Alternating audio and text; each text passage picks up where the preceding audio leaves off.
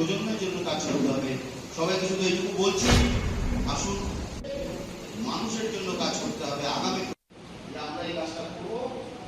3 মাস হচ্ছে আমরা দায়িত্ব নিয়েছি। রাষ্ট্রের অর্থনীতিতে বড় ভূমিকা পালন করেন ব্যবসায়ীরা। বর্তমান সময়ে অনলাইন ব্যবসা সহ বিভিন্ন মলের কারণে প্রতিনিয়ত মার খাচ্ছে ক্ষুদ্র ব্যবসায়ীরা।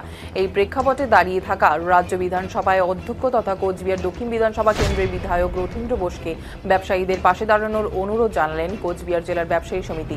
বুধবার কোচবিহার ভবানীগঞ্জ বাজারে ব্যবসায়ী সমিতির কার্যালয়ের বিধানসভার অধ্যক্ষকে সংবর্ধনা জানানোর পর এই অনুরোধ করেন ব্যবসায়ীরা। এই সংবর্ধনা পেয়ে আপ্লুত রাজ্য বিধানসভার অধ্যক্ষ রথীন্দ্র বোস।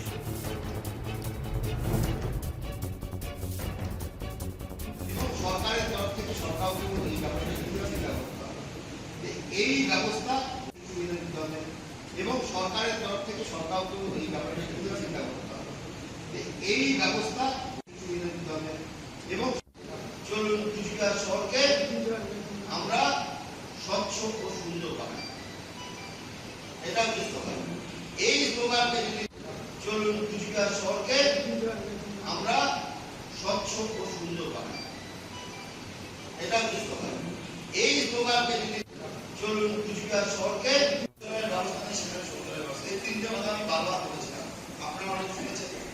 তিনটা জিনিসই এই তিনটে কথা আমি বারবার বলেছিলাম, আপনারা অনেক শুনেছেন। জেলা ব্যবসায়ী সমিতির পক্ষ থেকে স্পিকারকে সংবর্ধিত করা, কি বলবেন? আজকে আমাদের স্পিকার সাহেব আমাদের ব্যবসায়ী সমিতির নতুন কমিটি হওয়ার পর প্রথমবার আসছেন, তাই আজকে ওনাকে আমরা সম্বর্ধনাও দিলাম এবং ওনাদেরকে জানালাম যে বর্তমানে আমাদের ভারতের অর্থনীতির মেরুদণ্ড হচ্ছে ব্যবসায়ীরা, কর্মসংস্থান দেয় ব্যবসায়ীরা। কিন্তু ব্যবসায়ীদের জন্য ভাবার জন্য কারা আছে? জিএসটি বলেন, ট্যাক্স বলেন, সব তো ব্যবসায়ীদের উপরে। চাঁদা বলেন ব্যবসায়ী দিচ্ছে। তো ব্যবসায়ীদের বর্তমানে পজিশন খুব খারাপ আছে। ব্যবসায়ীদের যে ডিমান্ড অ্যান্ড সাপ্লাই, এত কম্পিটিশনের মাঝখানে অনলাইন মার্কেট হয়ে গেছে, বড় বড় মল হয়ে গেছে। এই কম্পিটিশনে ব্যবসায়ীরা এখানে খুব খারাপ অবস্থায় আছে। ব্যবসায়ীরা কোনোদিন রিটায়ার হয় না, লাস্ট নিঃশ্বাস অবধি উনি ব্যবসা করে আর অর্থনীতিকে ধরে রাখে, সাধারণ কয়েকজনকে রোজগারও দেয়। তাই ওনাকে অনুরোধ করলাম, আমাদের যে বাজারের অবস্থা খুব খারাপ আছে, নিচে থেকে কাদা বের হয়, উপর থেকে জল পড়ে, বিল্ডিং কমজোর আছে। তো একটু যদি উনি আমাদের বিল্ডিংটাকে মডার্নাইজ করে ঠিক করে, তাহলে আমরা যারা ভবানীগঞ্জ বাজারের যেই ছোট ছোট ব্যবসায়ীরা আছি, আমরা বাঁচতে পারবো, দীর্ঘদিন ব্যবসা করতে পারবো, এখানকার লোককে আরও কর্মসংস্থান দিতে পারবো। এই কথা আমাদের তরফ থেকে ছিল এবং উনি আশ্বাসন দিয়েছে আমরা সবাই মিলে এই বাজারের উন্নয়নের জন্য যা করিনি আমরা করব। জেলা ব্যবসায়ী সমিতির পক্ষ থেকে